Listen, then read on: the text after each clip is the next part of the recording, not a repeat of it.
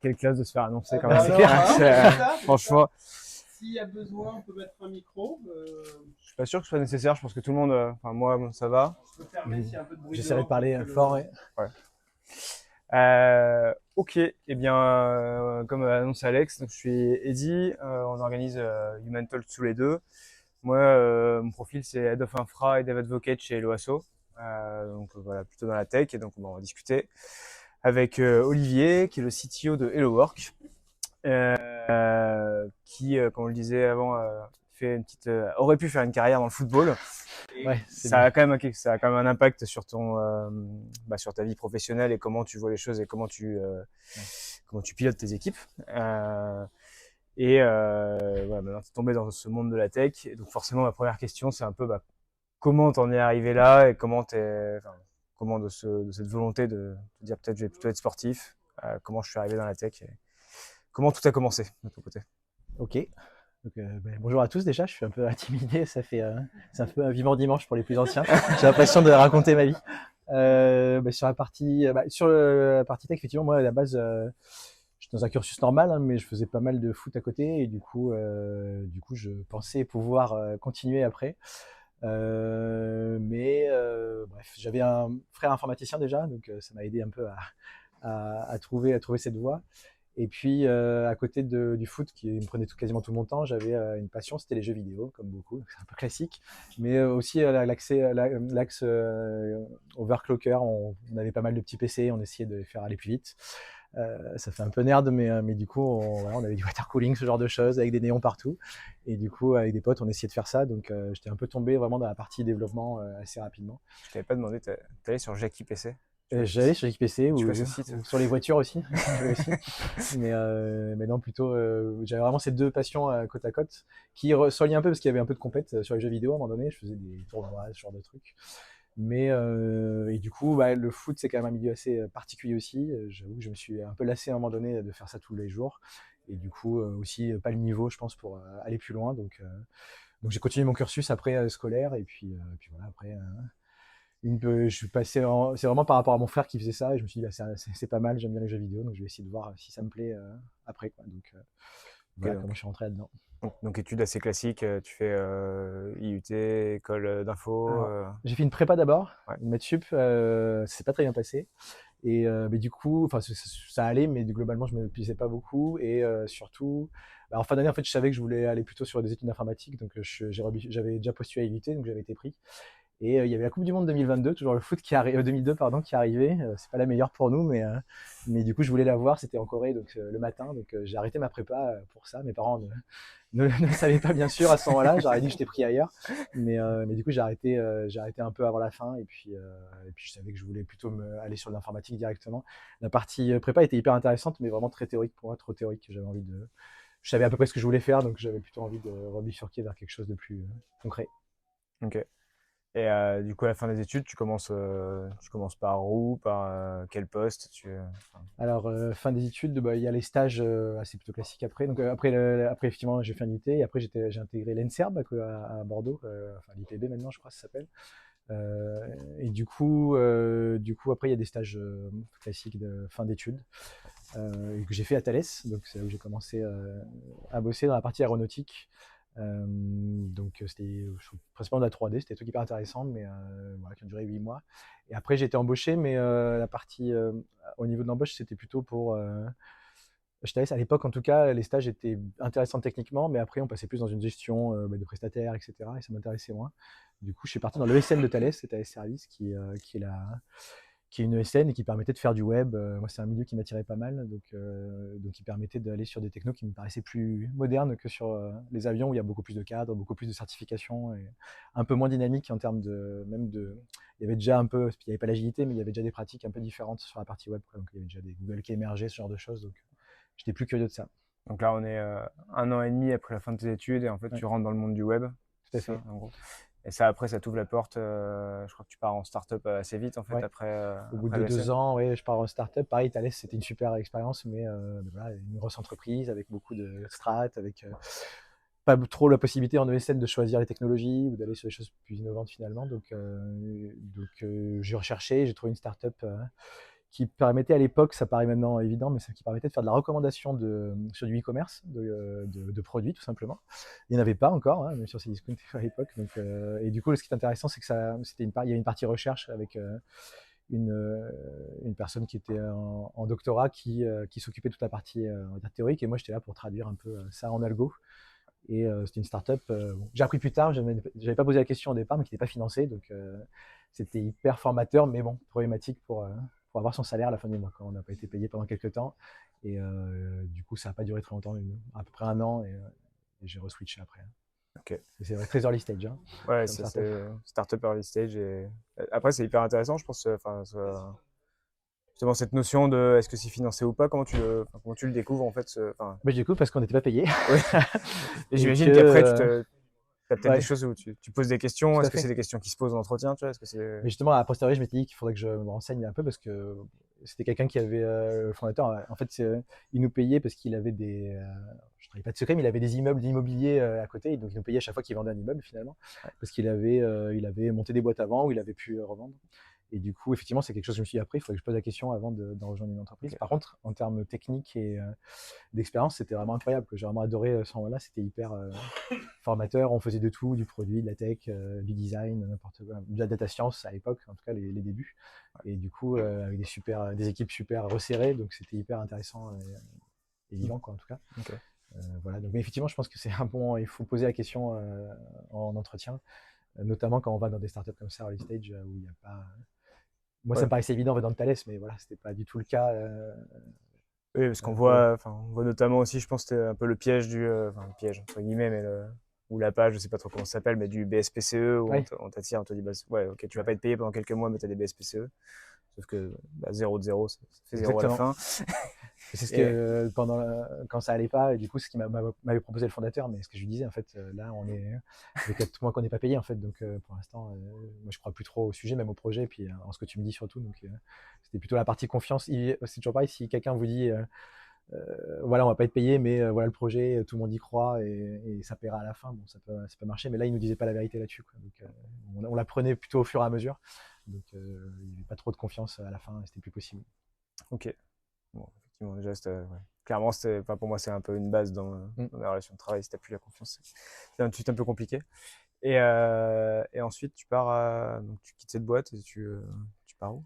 Alors je pars dans une boîte qui s'appelle maintenant Dedalus, je pense, qui a été racheté, qui s'appelait Agfilescare à l'époque, qui fait de la santé et qui fait les SI de pas mal d'hôpitaux, notamment la PHP. En Allemagne également, ils sont numéro un.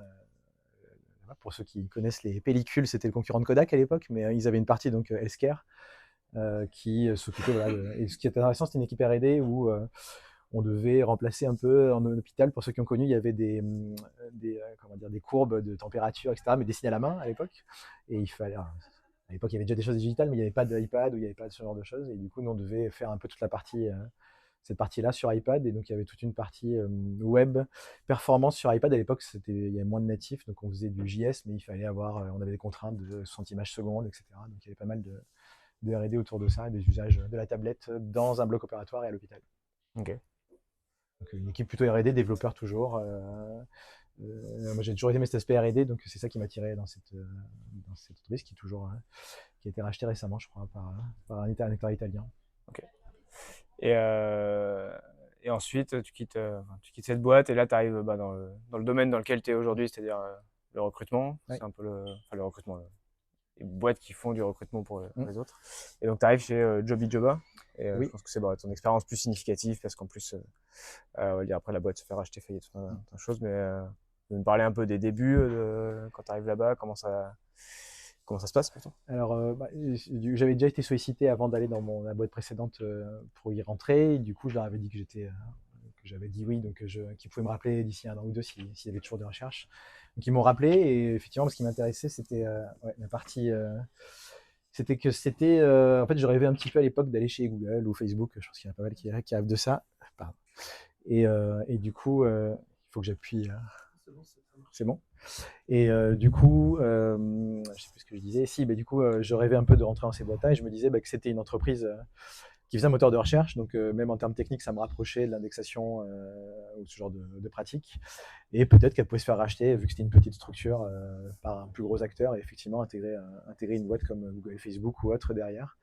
Donc, et il y avait toute une partie R&D aussi. Le but, c'était un peu comme sur mes expériences précédentes, de bosser avec des chercheurs. On avait un partenariat avec le CBIB côté bioinformatique pour justement traiter des offres d'emploi en masse, comment les catégoriser, comment les indexer, comment comprendre ce qu'elles ont, comprendre les compétences recherchées pour mieux pour améliorer le moteur de recherche. Donc on bossait avec des chercheurs qui nous aidaient sur toute la partie traitement de texte NLP. Voilà, donc c'est toujours la logique d'être sur des équipes R&D et en développement back au départ pour bosser avec ces équipes-là. Et toi, du coup, à ce moment-là, tu es encore développeur quand tu arrives Je suis encore développeur, un peu plus senior, et j'intègre une équipe mixte, du coup, chercheur dev, pour faire comme je disais, pour traduire un peu ces algos-là. Et en parallèle, faire un peu de mobile, faire un peu de tout. C'est une startup encore. Ils venaient de faire une levée de fonds, donc le but c'était d'accélérer et de faire des nouveaux produits, développer leur. En fait, c'était Jobijoba avait un gros client qui était France Travail à l'époque, enfin Pôle Emploi. Et on faisait toute l'indexation de Pôle Emploi, mais on savait qu'ils voulaient réinternaliser ça. C'était un des gros, quasiment l'essentiel du chiffre d'affaires. Donc il fallait développer d'autres produits pour continuer tout simplement, pour que la boîte continue, quoi. Donc diversification, recherche, etc. Ok. Et quand on discutait, lors de nos discussions, un peu, tu me parlais que dans tous ces moments qui ont été un peu fondateurs pour toi, justement, tu avais eu des périodes un peu difficiles avec un fondateur où tu avais du mal, t'avais du mal en tout cas, vous aviez du mal à vous comprendre. Au point, l'histoire est assez sympa, je te laisse. Oui, en fait, les premiers mois, ça se passe plutôt bien, mais au bout de quelques mois, en fait, moi j'essayais de travailler sur d'autres sujets que ceux que Thomas, le fondateur, voulait. Et du coup, au début, ça se voyait pas trop, mais au fur et à mesure, ça commençait à se voir quand même que j'avançais pas sur les sujets que lui m'avait assignés, forcément. Pourquoi je faisais ça? Parce que je trouvais on passait beaucoup de temps sur de la maintenance, on n'arrivait pas à faire de nouveaux produits parce qu'on était pris on n'était pas très qualitatif dans notre développement, donc on faisait que restarter des choses. Je pense que c'est des trucs habituels d'être technique. Mais du coup, en parallèle, je corrigeais un peu tout ça, et en parallèle, je devais faire aussi une application mobile, donc bref, j'avais pas mal de sujets, et j'arrivais pas à avancer suffisamment. Donc effectivement, je raconte parce que pour la petite histoire, au bout de quelques mois, j'ai un entretien presque préalable à un licenciement, puisque c'était vraiment pour même signifier que ça allait pas, que j'étais pas dans les temps qu'il fallait, que je travaillais pas sur les bonnes choses, et que surtout j'écoutais pas ce qu'on me disait, ce qui était un peu vrai, hein, donc il faut le reconnaître aussi. Totalement vrai. Et du coup, je pensais avoir raison et être le meilleur, etc. Le genre de choses quand on est un peu plus jeune. Et voilà, donc du coup, l'entretien se passe très mal, mais on décide de se donner un mois ou deux et puis voir ce que ça donne après derrière, quoi. Soit on se sépare, soit on continue. Et au final, bon, j'avoue qu'à ce moment-là, je me dis, bon, je vais chercher ailleurs et puis on va voir pendant ce mois et demi. Mais je repars un peu sur ces missions-là. Ce que je faisais à côté commençait à aboutir aussi. Et donc, 6 mois avant que je prenne le poste de CTO, il y a eu cet entretien-là, quoi. Donc, je vais me faire virer 6 mois avant. Et ça s'est résolu au fur et à mesure parce que je pense que Thomas a vu aussi que je bossais quand même beaucoup. C'était un des reproches, hein, parce que je bossais un peu chez moi, il ne le voyait pas forcément, mais je venais d'avoir un enfant à l'époque, donc je ne pouvais pas rester jusqu'à 19h tous les soirs ou 20h tous les soirs. Et du coup, ça ne se voyait pas trop vu que je bossais sur autre chose, que j'étais quand même impliqué. Mais je pense que ça m'a donné un beaucoup de pied aux fesses aussi sur l'aspect attitude, sur l'aspect comment convaincre aussi. Je pensais avoir raison et un peu contre tout le monde. Et bon, c'est pas très productif, hein, ça n'a pas trop marché, donc ça aurait pu s'arrêter là.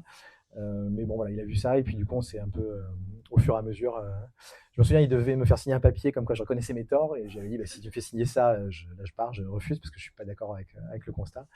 Et finalement, j'ai jamais eu ce papier-là, et du coup, ça a continué après, et 6 mois plus tard, suite à quelques départs, j'ai proposé de prendre la direction technique, parce qu'il n'y en avait pas, et il n'y avait pas pas de manager tech dans l'équipe, donc on était quand même une dizaine ou une quinzaine à l'époque. Et je trouvais que ça avait du sens, et surtout aussi pour changer un peu de style de management, justement, pas avoir cet aspect horaire qui était assez prégnant au départ, protéger un peu l'équipe, ce qui n'était pas la bonne chose non plus, mais un peu protéger aussi ça. J'ai proposé de prendre l'équipe en management, ce qu'il a accepté, du coup, et ça a démarré comme ça. Ok. Super cool. J'imagine aussi que maintenant tu peut-être arrives à laisser plus de place, enfin, choses qui sont toujours assez compliquées, mais à la fois je trouve hyper riches dans une équipe. Mm. C'est de laisser la place au side project, quoi, de dire Ouais. ouais, il y a du temps. Alors je sais que nous, chez Loasso, on a un truc qu'on appelle les Slack Day, où en gros une fois par itération, on peut avoir une journée pour travailler sur les sujets qu'on a envie. Donc ça a un peu de sens au niveau de la boîte. Mais ouais, je sais pas, enfin, ça a eu un impact, j'imagine, sur ce côté-là. Ouais, il y avait cette project, il y avait aussi l'aspect organisationnel, c'est-à-dire qu'on était un peu en micromanagement, on disait qu'on faisait de l'agilité, mais ce n'était pas vraiment le cas, c'est-à-dire qu'il y avait vraiment, le fondateur aussi, Thomas, avait, ce qui est normal, hein, était très très présent dans les choix, dans comment il fallait faire, et pas sur les résultats plutôt, donc comme c'est pas non plus son métier au départ, c'était un peu compliqué là-dessus, donc il y avait vraiment plus un sujet organisationnel, et après effectivement il y avait l'aspect euh, comment on innove, comment on laisse le temps aux gens de progresser et comment on les accompagne dessus, qu'on a pu mener, même si on est une petite start-up hein, quand même, donc il y a aussi pas mal de développement à côté. Mais non, vraiment, c'est l'aspect organisationnel qu'on a plus poussé, sur lequel moi je suis pas mal intervenu, et progression des équipes, quoi. En fait, on était vraiment sur des pratiques presque de SN, on mettait tous nos temps, etc., à l'heure près, donc ça prenait un temps fou, ça n'avait pas d'impact du tout, donc on a enlevé aussi ces parties-là. Nous, on avait la particularité, on avait peu de product, on n'avait que des techs quasiment, et le fondateur et côté commerce qui drivait un peu tout. Donc justement, j'essayais justement d'apporter la voix un peu tech produit auprès de ce trio, on va dire, de ce trio tout simplement. Ok. Hyper cool. Du coup, par contre, on avait noté vos questions. Je pense que je les prendrai Mm. plutôt à la fin, si ça vous va. Enfin, j'avais noté celles qui étaient les plus importantes, ou en tout cas celles qu'on traite pas dans le meet-up. Comme ça, au moins, on pourra faire à main levée s'il y en a qui vous semblent plus pertinentes ou pas pour les traiter. Et dans tous ces moments-là aussi, tu me parlais un peu alors je pense que ça a beaucoup impacté ce que tu faisais avant, mais sur ton côté un peu pragmatisme, que tu avais eu des rencontres comme ça parfois dans ta vie qui t'avaient chamboulé. Alors je sais pas, je crois que c'était dans ton expérience précédente, mais je trouvais ça quand même assez intéressant d'en parler et qui rebondit en fait sur ce côté un peu, t'étais prêt à partir, mais en fait t'as fait preuve de résilience en Mm. te disant non, mais en fait je vais peut-être essayer de creuser un peu parce que comme tu me l'as dit quand on s'entretenait, c'était la voie de la facilité en fait de partir et t'as pas voulu prendre ce chemin-là. Ouais. Et donc ce côté-là, moi, qui m'avait pas mal épaté, mine de rien. Bah, effectivement, à l'époque, je sais pas pour ceux qui sont là, mais on avait du boulot un peu facilement aussi. C'est toujours le cas, même si c'est un peu plus difficile en ce moment. Mais on pouvait switcher facilement. Donc à chaque fois que j'avais un problème dans une boîte, en gros, je partais quoi, et je prenais un autre poste. Là, c'est la première fois que je suis resté justement parce que j'étais quand même assez convaincu, même si on a eu des conflits avec Thomas, j'étais assez convaincu de la direction qu'on prenait. Je trouvais qu'il était très bon aussi sur l'aspect pour driver la boîte et aller dans la bonne direction.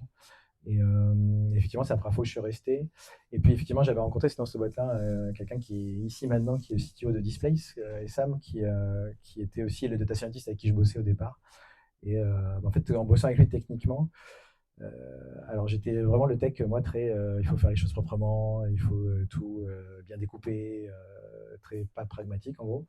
Et lui avait une approche, par exemple, on faisait un nouveau produit, il me disait, bah, fais-moi une API qui me renvoie dans le endpoint toute la base de données en fait. Moi, j'ai besoin juste des données et après je me débrouille avec le reste. Et quand je lui ai objecté que c'était pas performant et tout, il me demandait la taille des données, ça faisait quelques octets, donc en fait j'avais pas d'argument contre en fait pour lui dire non. Donc, en fait au final on a fait ça et ça a accéléré vachement le développement parce que ça permettait de pas se. Moi je pouvais continuer sur l'API pour bien la découper après. Pareil pour déployer, j'avais des jobs, de la CI et tout, et en fait lui il était je mets mon Git, je fais un pull et puis voilà. Quoi. Et, sur la prod, hein, mais donc, du coup forcément ça choque dans le software. Mais d'un autre côté, j'avais pas d'argument à lui opposer non plus dans notre phase de développement à ce moment-là. Quand il me disait pourquoi, alors que c'était beaucoup plus lent, j'avais pas énormément d'arguments. Donc en fait, ça m'a fait pas mal réfléchir aussi sur comment on peut aller plus vite. Et en fait, c'était un data scientist qui était, je pense, meilleur que moi sur le dev, meilleur que moi sur le déploiement. Donc ça fait réfléchir quand même, se prendre quelques claques sur qu'est-ce qu'on apporte, quelle est notre valeur, et voilà. Et un peu aussi tout ce qui est un peu dans la tech, on market beaucoup de choses. Est-ce que ça apporte vraiment des choses? Est-ce qu'on peut pas challenger les choix? Moi, c'est une grosse marotte, on en reparlera, mais comment on fait des choses un peu contre-intuitives par rapport à ce qu'on nous apprend ou ce qui est sur la tech. Ah ouais. Ah, bon. Vas-y. Attends. Attends, vas-y. Bouge pas. Mais c'est vrai que j'encourage pas mal à rester aussi à essayer quand il y a des conflits ou des choses qui ne vont pas. Si vous sentez que la boîte va dans la bonne direction ou qu'il y a moyen de faire changer les choses aussi, c'est surtout ça. Je préfère aller dans une entreprise, moi, ou dans une entreprise où il y a des choses à changer que de tout est verrouillé, quoi. Donc c'est vraiment ça, moi, qui m'a fait rester à un moment donné. C'est que je sentais quand même que je pouvais faire changer les choses malgré les problématiques qu'on avait, quoi. Ok. Ouais, et puis je pense que ça fait toujours, quand tu justement commences à atteindre des rôles CTO, ou en tout cas, bon, tu dois encadrer beaucoup de personnes, se reprendre une petite dose d'humilité parfois, te dire, bon, ok, peut-être qu'ils ont raison. Je raconte toujours, hein, pareil, ce data scientist là, encore une fois, il est venu faire du front avec nous et au bout de 2 mois, il était plus productif que nous, quoi. Donc c'est vrai qu'il allait plus vite et il avait mieux compris les concepts, je trouve, que des experts. Donc après, on n'en croise pas toujours, hein, mais c'est des personnes qui font réfléchir effectivement sur comment appréhender les choses, quoi. Ok. Donc là, tu es chez Jobijoba. Donc, l'histoire fait que Jobijoba se fait racheter par HelloWork, donc grosse société où tu es encore aujourd'hui et tu officies en tant que CTO. Ouais.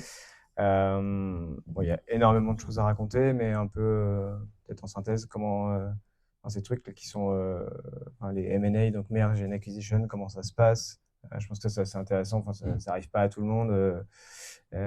Comment tu gères un peu ton arrivée en tant que CTO. En fait, il y a déjà un CTO, un CTPO d'ailleurs. Oui. Et comment tu arrives à gérer tout ça. Je te laisse peut-être un peu nous raconter l'histoire tout simplement de comment toi tu vis ça de l'intérieur, le fait de se faire racheter et spoiler alert, de se faire bien racheter. Oui. Ça marche toujours. Ouais. Le rachat, effectivement, bon, on ne sait pas trop comment ça va se passer, hein, c'est toujours un peu l'incertitude. Mais la volonté tout de suite la boîte s'appelait Region Job à l'époque qui nous a racheté, avant que ça devienne HelloWork après le rachat. C'était justement de diversifier, de continuer à renforcer nos produits. En fait, ils croyaient beaucoup à ce qu'on avait fait et du coup, nous, on avait des plafonds un peu de verre commerciaux, business, on n'était pas très bon là-dessus. Et du coup, eux nous apportaient ça, et des moyens. Donc, comme ils sont arrivés tout de suite dans une volonté d'intégration, nous aussi, côté dirigeant, c'est ça qui est important vraiment sur la partie dirigeant des deux côtés. Les dirigeants sont restés, hein, de Jobijoba, moi y compris, et Thomas le fondateur aussi, et Olivier qui avait la partie commerce. Et donc au début, on attend Nous, dans le rachat, on avait beaucoup cadré ce qu'on voulait faire par la suite sur les 2-3 prochaines années. On ne peut pas trop savoir après. Donc on avait quand même cadré ça, on savait ce qu'ils voulaient et c'était une volonté commune de continuer ensemble. Donc je pense que ça s'est ressenti dans les équipes et du coup ça a été, je pense, bien vécu. Comme je disais, on a pu renforcer, on avait plus de moyens les équipes. On est resté au début une filiale, donc c'est-à-dire qu'on était complètement indépendant quasiment. Donc on est resté sur nos pratiques. Ils nous ont aidés justement à nous améliorer aussi par rapport à ce qu'ils faisaient de leur côté. Donc ça a été vraiment bien vécu. Par contre, effectivement, il y avait donc moi quand j'intègre, il y a Laurent qui est actuellement encore directeur produit, mais qui était directeur produit et technique. Du coup, j'étais sous sa responsabilité.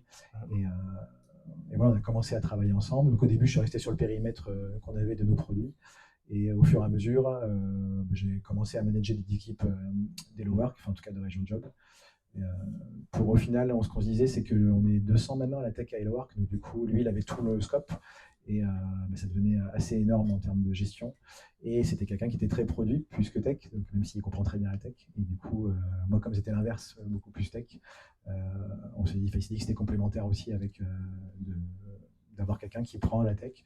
Mais c'est toujours une discussion, est-ce qu'il faut avoir la tech et le produit sous la même responsabilité ou, entre guillemets, deux directions différentes. Je ne sais pas s'il y a à cette taille-là, je pense que c'est bien de séparer, mais nous, ça a été une grosse discussion. On ne savait pas si c'était mieux ou pas. Donc, on s'est dit aussi qu'on allait tester, mais que par contre, il fallait qu'on soit bien sûr aligné sur les sujets, quoi. Donc c'était ça a mis un peu de temps parce que justement, on hésitait par rapport à ça, surtout côté également HelloWork. Mais après, en tout cas, après le rachat en lui-même, sur la partie équipe et tout, ça a vraiment été bien vécu. Il y a eu des incertitudes, mais comme toujours, mais ça a été très bien vécu. Puis j'avoue qu'on a été intégré chez HelloWork, on a des séminaires assez sympas. Et quand au bout de 6 mois, on part à Marrakech pendant 3 jours pour fêter un peu tout ça, ça permet de s'intégrer plus facilement avec les équipes, quoi. Donc c'est un rachat qui s'est bien passé. Même si la période d'incertitude avant, est-ce que ça va se faire, pas se faire, là est plus compliqué, je trouve, pour les dirigeants notamment qui sont dedans, où les équipes ne sont pas forcément au courant. Et du coup, mais ça se sent quand même qu'il y a une incertitude. Et voilà, c'était plus ce moment-là qui était difficile à gérer entre le moment où on nous souhaite vendre la société et les moments où on est vraiment racheté. Ouais, ok. Et ouais, je sais pas s'il y a une bonne réponse pour le coup à cette question CTO, CPO ou CTPO je pense que la taille de la boîte, comme tu le dis, est assez importante. Si t'as pas les moyens d'investir déjà sur deux personnes, c'est bien d'avoir un mix. Mais après, je pense que oui, très souvent, tu peux vite te retrouver avec la tech ou le produit plus représenté selon la spécialité des différentes personnes. J'avais une question sur la. Est-ce que tu as réussi à garder toute ton équipe de Joby Joba ou est-ce que tu as réussi à faire de la rétention de talent quoi, pour utiliser les mots un peu RH Ouais, alors oui, tout le monde. Je pense qu'il n'y en a pas eu de départ en tout cas suite au rachat. Bon, après, il y a du turnover habituel, mais on n'a pas eu de départ suite au rachat. En tout cas, on n'a pas eu de changement de culture aussi draconien. En fait, on s'est plutôt intégré et on avait des cultures qui étaient assez similaires en fait entre les deux entreprises. Il y a vraiment énormément d'efforts aussi des deux côtés pour que les équipes s'intègrent. Tous les dirigeants venaient régulièrement des Lowerk voir les équipes. Nous aussi en interne, on avait une vraie volonté de s'intégrer au groupe. C'est un peu bête, mais c'est une entreprise justement, on était dans un séminaire où on fait des résultats et nous, on n'apportait pas énormément de résultats à l'époque. On n'était pas très rentable. Du coup, t'es même la brique en moins, là, ça a coûté ça. C'est ça, et nous, on était là un peu gênés même en se disant, bon, on est un séminaire où tout le monde fait les résultats, mais nous, on n'a pas forcément apporté grand-chose. On a plutôt coûté quelque chose. Donc, on avait aussi à cœur aussi de s'intégrer vraiment et d'apporter aussi ce qu'on savait faire et puis d'apporter aussi à Hello Work. Donc, comme vraiment cette volonté des dirigeants des deux côtés, c'était beaucoup plus simple pour gérer. Ça n'a pas toujours été le cas, on peut en reparler sur les achats qu'on a fait après les entreprises qu'on rachète, mais ça c'est. Il n'y a pas deux fois des achats et des rachats qu'on a fait qui se sont passés de la même façon en fait. Donc c'est toujours hyper. Ça dépend vraiment des gens quoi. Ok, hyper cool. Donc oui, effectivement, on en arrive au moment où tu te fais racheter et puis maintenant c'est toi qui rachètes. Ce qui est quand même assez. Je suis pas sûr qu'on puisse vivre toujours Oui, ça quoi. On parlait tout à l'heure aussi du sport. Enfin, comment tu un peu tout ce pêle-mêle là, comment maintenant tu gères tes équipes qui sont c'est quoi les valeurs un peu sportives que tu en tires et qui font que ça peut avoir de l'impact sur à la fois ton management, mais aussi comment tu vas gérer un peu ces acquisitions qui sont des choses un peu complexes et qu'on pourrait peut-être, je sais pas, apparenter à des changements de joueurs. Enfin, je fabule, mais comment tu vois de l'autre côté et c'est quoi un peu, qu'est-ce que le sport t'apporte là-dedans? Alors, c'est un peu plus général le sport, effectivement. La partie rachat, c'est vraiment, je vais dire un peu des banalités, mais c'est vraiment les cultures qui sont importantes. Est-ce qu'il y a vraiment des différences de culturelles? Est-ce qu'il y a une volonté, comme je disais, des dirigeants, même quand nous on rachète aussi, de s'intégrer à Hello Work ou pas, tout simplement, en tout cas au moins, ce qui est compréhensible. Donc on a eu, comme je disais, on a eu des cas toujours différents. Mais voilà, ce qu'on se dit, c'est qu'à posteriori, c'est que vraiment la volonté des dirigeants des boîtes qu'on rachète, c'est hyper important de savoir s'ils se projettent, s'ils se projettent pas, et comment on fait si c'est pas le cas. Et donc il y a eu des fois, on a mal fait les choses nous aussi de notre côté. Des fois, c'était aussi la culture qui a pas fité. Donc on a aussi eu des échecs, mais globalement, à chaque fois, quand même, on a pu. Ça nécessite beaucoup d'investissement, mais ça, on a pu quand même, ça a été toujours des choses intéressantes pour le groupe. Même si ça a été plus ou moins compliqué en fonction des personnes. Sur le sport, après, moi, c'est des choses qui me fascinent un peu, j'avoue, c'est le sport de haut niveau, notamment comment une équipe devient suffisamment performante, en tout cas performe sur de l'excellence. Donc, chacun y met ce qu'il veut derrière l'excellence, mais c'est ce qu'on recherche un peu dans les équipes, c'est comment. Ce que j'aime bien dans le sport, c'est l'aspect volonté de s'améliorer tout le temps et objectif commun. C'est-à-dire que pour atteindre ce but-là, on est obligé de s'améliorer et on est obligé on dit souvent, la valeur d'une équipe, c'est la valeur du moins fort dans le foot, du moins fort de l'équipe en fait. Parce que tu es obligé de faire avec et est-ce que tu lui facilites son travail et comment tu le fais progresser. C'est vraiment ça qu'on va mettre en œuvre le plus possible dans les équipes. Donc on s'inspire pas mal même dans les références de coachs sportifs, etc. Enfin, moi en tout cas, ça m'a pas mal nourri. C'est comme ça que j'ai commencé à manager un peu au travers du sport. J'étais coach d'équipe senior, donc c'est comme ça que je suis tombé un peu dans la partie managériale avant le boulot. Donc ça m'a permis un peu de tester un peu tout ça. tu vois aussi dans le sport, ça va beaucoup plus vite. On n'a pas le temps de, quand on parle de bienveillance, on n'a pas le temps quelquefois de